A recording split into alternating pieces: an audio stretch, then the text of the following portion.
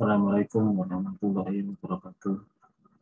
Selamat bertemu kembali dengan kelas pengetahuan Karawitan, jurusan pendidikan seni pertunjukan, Fakultas Seni Pertunjukan, Institut Seni Indonesia Yogyakarta. Pada kali ini kita sudah sampai pada materi ke-6, yaitu tangga nada atau laras gamelan Jawa. Nah, laras di dalam gamelan Jawa itu ada dua, yaitu pelok dan selendro. Yang pertama adalah selendro. Selendro itu lebih dulu. Artinya tangga nada itu berdasarkan data-data sejarah adalah lebih dulu daripada dibanding dengan nada pelok. Tangga nada selendro itu disebut juga tangga nada padantara. Padantara itu maksudnya adalah jaraknya sama. Pada itu dalam bahasa Jawa itu disebut podo. Podo artinya itu sama, tara itu jarak. Jadi padantara itu jaraknya sama. Nah, kalau di sini dijelaskan jaraknya hampir sama. Nanti akan dibahas bahwa kenapa kok ada istilah hampir, ya, tidak sama persis. Ya. Terus kemudian laras pelok. Laras pelok itu disebut juga bedantara. Ya. Beda itu artinya berbeda, tara itu artinya jarak. Jadi berbeda jarak. Kalau yang tadi itu padantara sama, jadi semua nada yang ada, yang 5 nada itu jaraknya sama. Kalau yang di sini 5 nada itu ya, jaraknya tidak sama. Nanti akan dijelaskan itu. Nah, terus kemudian, nah ini di dalam apa? Di dalam gamelan Jawa itu digunakan istilah-istilah untuk menyebut nada itu. Itu nomor 1. Nah, angka Jawanya itu namanya siji, ya. Sebutannya siji. Terus kemudian nama pendeknya Ji. Nah, kalau dulu orang-orang seniman dulu itu menggunakan istilah ini, istilah tradisional, yaitu ya, nama penuhnya Panunggul, makna secara harfiahnya kepala. Nah, kenapa kok ada begitu? Karena orang Jawa itu mengaitkan antara nama gamelan itu dengan nama anggota tubuh. Untuk menyebutnya itu juga mengasosiasikannya dengan anggota tubuh. Kemudian yang kedua adalah loro. Loro itu artinya 2. Kemudian ini disebut ro supaya penyebutannya itu enak, maka disebut ro. Nama tradisionalnya dulu artinya leher. Nada telu itu disingkat lu. Nama tradisionalnya dodo, maknanya juga dodo, artinya dada itu, dada. Kemudian nada 5, mo, nama tradisinya limo, artinya tangan, jari ini ada 5. 6 itu nama sebenarnya 6 ya, ini bukan 6 ya, maaf salah ini. Nah, nama tradisinya 6 ya, tidak diketahui. Nah, kenapa ini kok disingkat? Karena kalau misalnya kita menyebutnya nanti di dalam gending ya, gending misalnya ro ji ro lu ro ji ro nam ro ji ro lu ro ji ro nam. Nah itu kan kalau menggunakan siji loro siji itu kan agak ribet, maka digunakan itu ya. Jelas ya. Jadi untuk ini ditanya adalah menggunakan singkatannya itu. Nah ini adalah jaraknya ya. Yang ini adalah nada belok. Ini secara teoritis ya. Nanti secara faktual itu agak berbeda ya. Jadi nada belok itu ji, ro, lu, mat, mo, nem, pi ya. Pi atau ji. Jadi, sehingga di sini ini jaraknya agak jauh, kemudian ini dekat, dekat, ini jauh, ini dekat, ini jauh, jauh ya. Sehingga ini kalau dibaca 6 biji 4 mo 6 biji. Nah, mungkin kalau ini dibaca seluruhan tidak enak ya. Tidak enak artinya apa? Nanti kalau di dalam kenyataannya itu tangga nada begitu, itu hanya ada di tangga nada yang gending-gending baru, gending-gending harapan harta sabda itu begitu. Tapi kalau yang tradisional itu enggak. Jadinya misalnya begini, cirolu gitu ya. Jadi untuk nada ini tidak digunakan seluruhnya. Misalnya nih yang saya katakan tadi adalah nada-nada pilok 6. Cirolu gitu ya. Jadi hanya 5 ini. Kemudian kalau bagaimana kalau laras pilok pada barang? Mulai dari sini, Ji ini tidak digunakan. Rolu, monopi, nah gitu ya. Jadi 5-5. Inam, gitu ya. Nah, itu nanti kalau pilok-pilok Sirofat monam gitu ya. Nah, jadi setiap meskipun tangga nada pilok itu nadanya 7, tapi di dalam penggunaannya adalah diambil 5-5 ya. Untuk nada selintir itu kira-kira begini jaraknya. Jaraknya ada yang 1,5, 1,5, 1,5, 1, sehingga nadanya adalah Cirolu monem ci cinem molurosi gitu ya. Nah itu kira-kira notasi atau notasi ya itu yang digunakan di dalam tangga nada itu adalah yang sekarang umum itu digunakan adalah menggunakan angka ini. Itu disebut tangga nada kepastian, nanti akan disinggung lebih lanjut. Selanjutnya adalah laras tendru dan laras pelok ini ya. Nah ini apabila kita lihat di dalam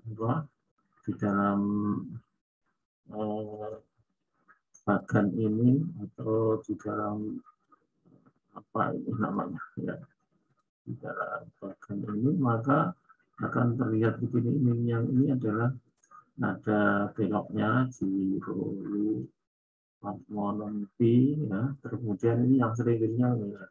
Di sini kan terlihat bahwa jaraknya ini kira-kira hampir sama gitu. Tapi yang di sini kan ini dekat, dekat, jauh, dekat, dekat, dekat. Itu tadilah yang disebut dengan apa? Tangga nada ini bidantara, ini adalah padantara. Nah, ini adalah hitung-hitungannya secara matematis ya. Ini kalau yang ini adalah tangga nada, musik, tangga nada mayor itu ya, tangga nada mayor itu. Nah, kemudian yang ini adalah hitung-hitungan secara sen, jaraknya ini ada 261, 277, 293.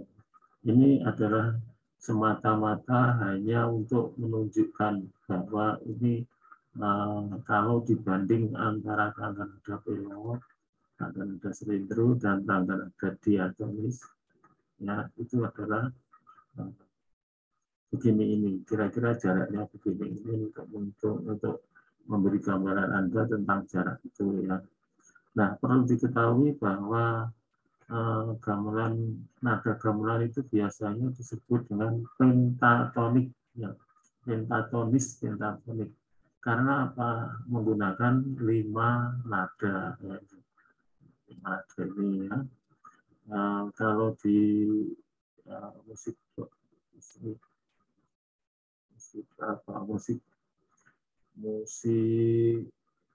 barat atau musik diatonis itu disebut juga musik diatonis karena nadanya 7 itu biasanya sering disebut begitu ya, jangan terkecoh ya, supaya nanti Anda kalau ditanya itu bisa menjawab ya.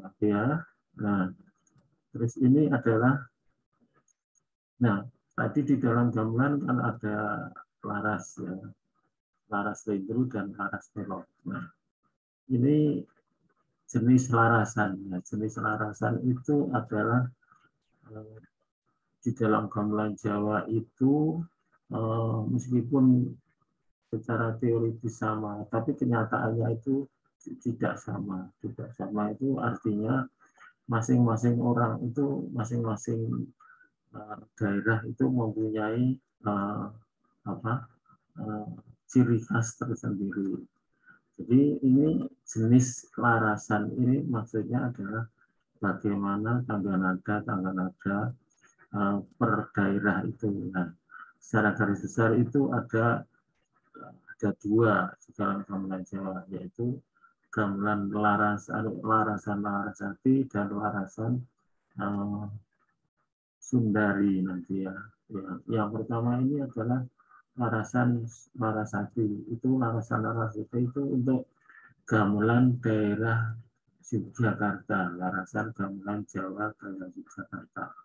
Artinya bentuknya kayak apa itu? Ya, bentuknya adalah semakin tinggi, semakin jauh jaraknya.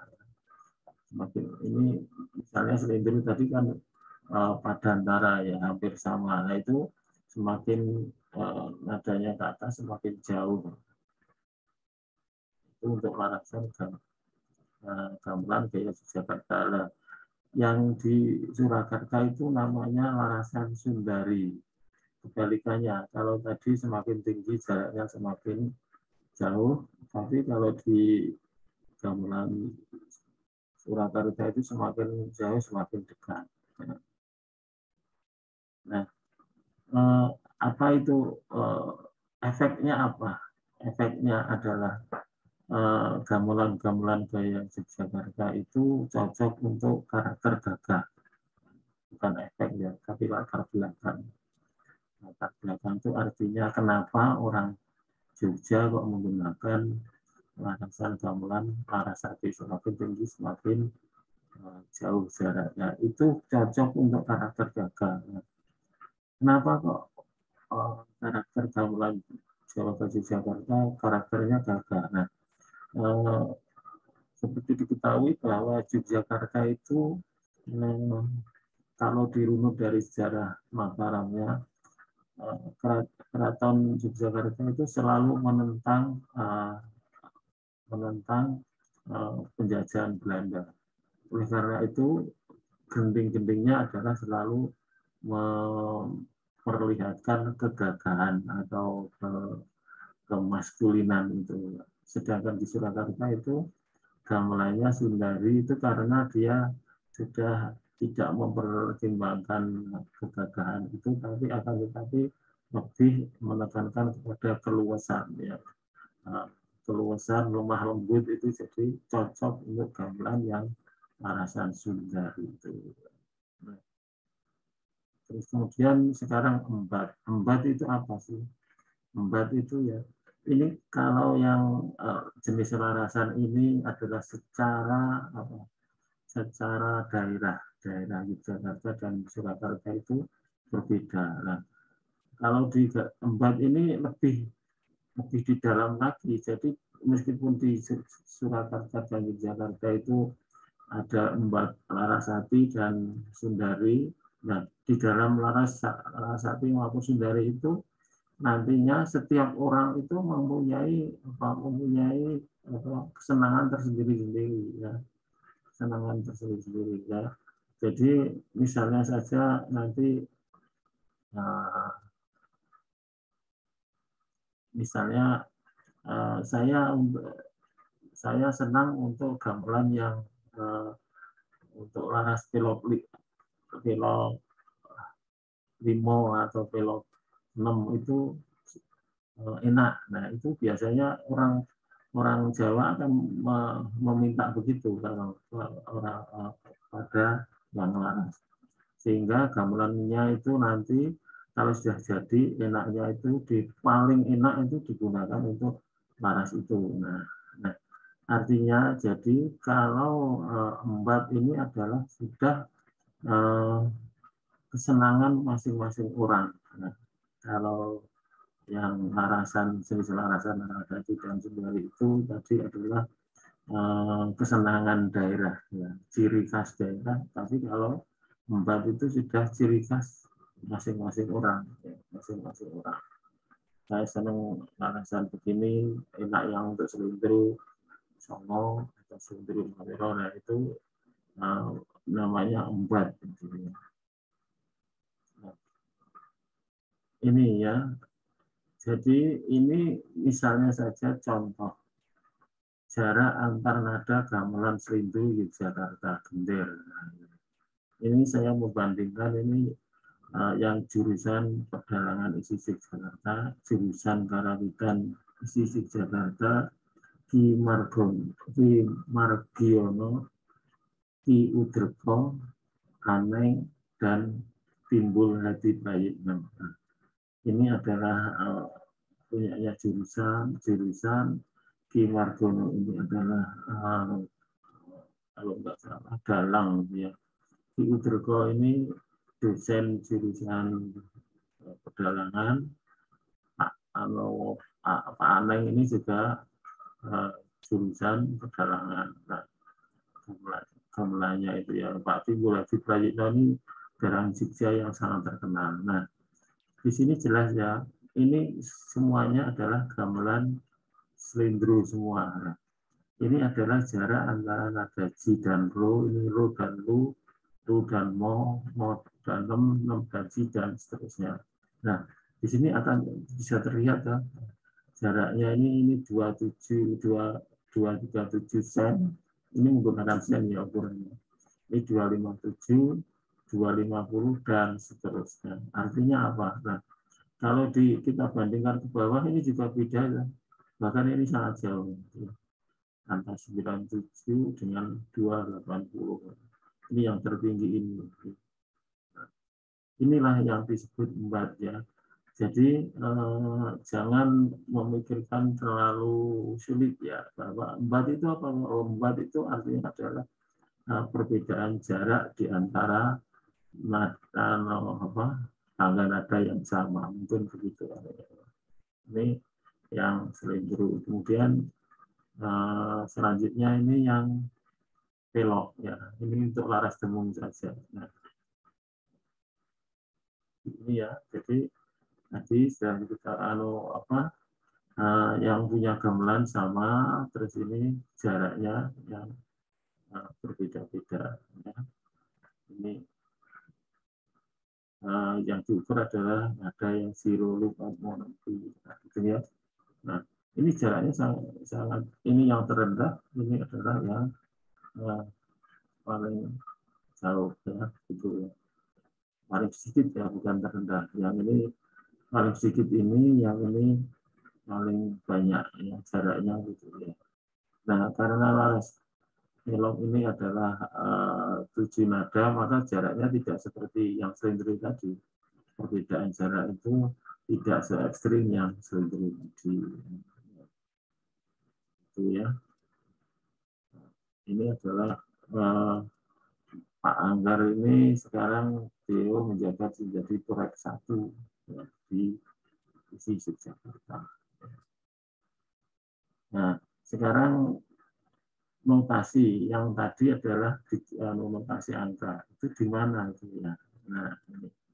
Notasi itu ada notasi ondo. Notasi ondo itu artinya ondo ondo itu adalah tangga. Jadi notasinya seperti bentuk tangga itu. Kemudian ada notasi rantai.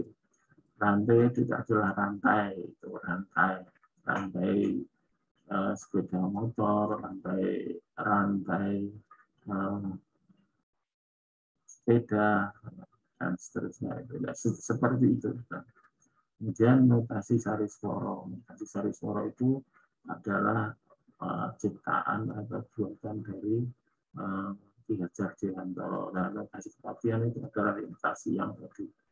Notasi ini digunakan oleh karawitan dulu yang di Surakarta itu punyanya Patih, ya, punya Patih sehingga disebut kepastian. Nah, ini adalah notasi tangga, bentuknya tangga berwujud 6 atau 7 garis tegak lurus dan sejumlah garis mendatar sesuai dengan panjang gending. Terdiri atas notasi rincian alat musik dan cepat lambatnya tempo. Nah, ini ya, yang di gambar ini adalah cepat lambatnya tempo tidak tertulis, ini hanya nadanya saja. Ini si ro lu manum si, nantinya maknanya si ro pa manum si manum pi gitu ya. Nah, itu. Ini notasi ondo. Jadi Anda bisa bayangkan ini kalau menggunakan tangga nada ini satu gending itu berapa lembar saja. Jadi kalau menggunakan angka saja kan lebih praktis. Nah, ini ya, tanda-tandanya seperti ini. Ya. Ini adalah apa? Not bagi saron. Terus ini adalah saron. Ini adalah tanda nyecep. Nyecep itu ada tet gitu ya. Ini saron mulai mancer. Mancer itu nada 1 sebagai apa? Sebagai nada pokoknya ditabur berkali-kali. Nah, ini ada notasi tendang, bum itu dah. Kemudian ini yang di sini nggak kelihatan saya. Reseknya enggak. Ini adalah nada resek dan sebagainya ya. Nah, inilah nada-nada apa? Notasi-notasi yang digunakan pada zaman dulu. Ini ada tabuhan tenong, ketuk yang begini. Nah, nanti akan berbeda apabila Anda sudah mempelajari notasi di dalam yang digunakan sekarang.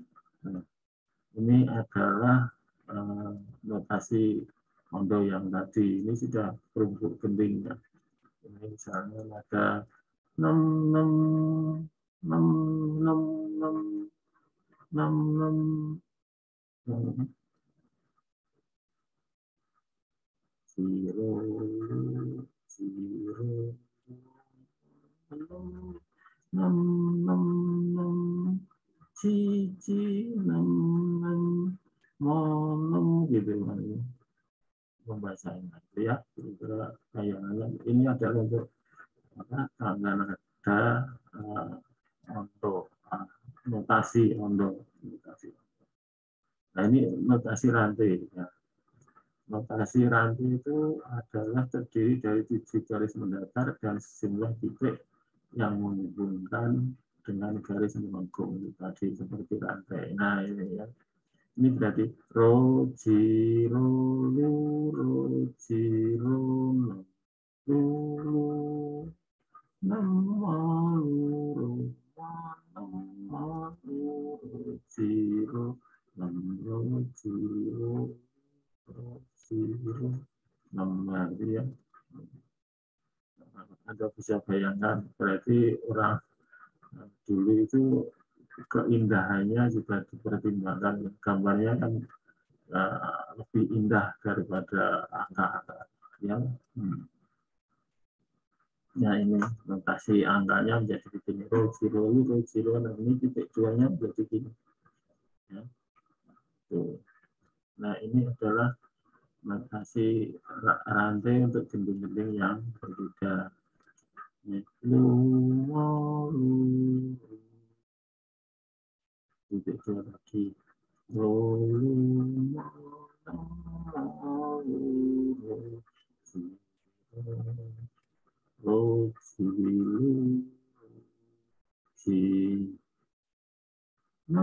Ya, gitu ya. Kira-kira Anda bisa bayangkan dengan tangga nada yang digunakan apa notasi yang digunakan pada zaman dulu. Nah ini notasi sari swara ini diciptakan oleh Ki Hajar Dewantara berupa angka ini. Baik untuk laras rindru dan pelok sama. Saya belum pernah menggunakan ini ya. Saya menggunakan angka yang kepatian yang nanti akan kita bahas. Jadi nada selindru dan pelok itu notasinya sama. Sama itu artinya kalau yang tidak biasa nada pat dan pi dan ini adalah nanti akan bermasalah.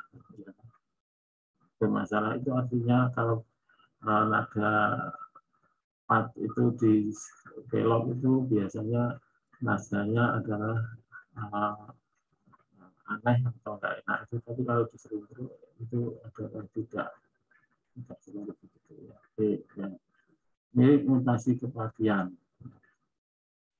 Nah ini adalah notasi barang miring. Itu ini notasinya zero biasanya ini digunakan untuk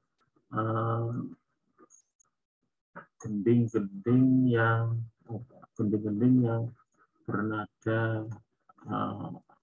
bernada susah di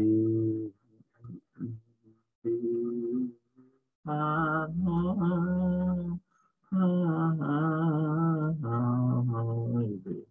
Digunakan untuk ini untuk gending-gending khusus ya, tidak semuanya pakai begitu.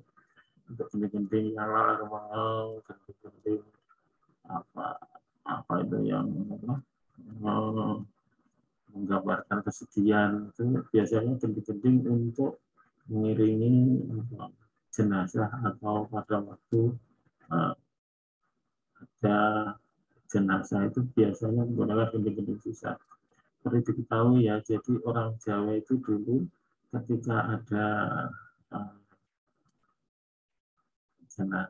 orang meninggal itu dia rakyat takziahnya itu juga disuguhi oleh gending-gending itu ya. Jadi nanti mungkin di dalam fungsi gamelan akan dibahas untuk apa saja sebenarnya fungsi gamelan di dalam masyarakat itu. Yang antaranya untuk mengiringi jenazah atau ketika memainkan gending pada suasana sedih. Itu adalah salah satu fungsi gending untuk kehidupan masyarakat. Nah ini adalah notasi kepatian wujudnya ini. Ya, ini yang untuk pelok, yang ini untuk selindru. Ini yang ini pilot 6 tadi zero lu 6. Kalau ini yang pilot barang ro pi akan dilihat. Nah, seterusnya ini adalah notasi kepatian. Ini dahulu dibaca ini penunggul, manis, bulu, dodo, dan pelok 5, 6 dan seterusnya. Kemudian Kalau yang ini dibaca Jirolu mau 6 pi. Nah, ini adalah notasi kepadian yang ini bentuk gending ya. Jadi nanti kalau Anda belajar bermain gamelan, kalau ada ini adalah tandanya gong. Yang ini kenong, yang ini kenong, yang ini kenong kenong. Seperti ini kenong, yang tengkurap kenong, yang berbalik kempul, ya. Dan seterusnya. Oke, itu kira-kira gambaran tentang tangga nada gamelan Jawa. Nah, untuk kendang itu notasinya begini ya. Notasi kendang ini untuk tak itu biasanya pakai T, tung itu pakai P, dah itu pakai B, tong itu pakai titik, ket itu pakai K dan lain-lain. Contohnya gini, ini tak tak tung dah tung tung tung tung. Nah, ini kendangan dari gending lancar. Ya. Ini terus kemudian tung tung tung tung tung dah tung tung tung dah tung tung dah seterusnya. Nah, itulah kira-kira tangga nada dan notasi dalam gending Jawa. Terima kasih atas perhatiannya. Assalamualaikum warahmatullahi wabarakatuh.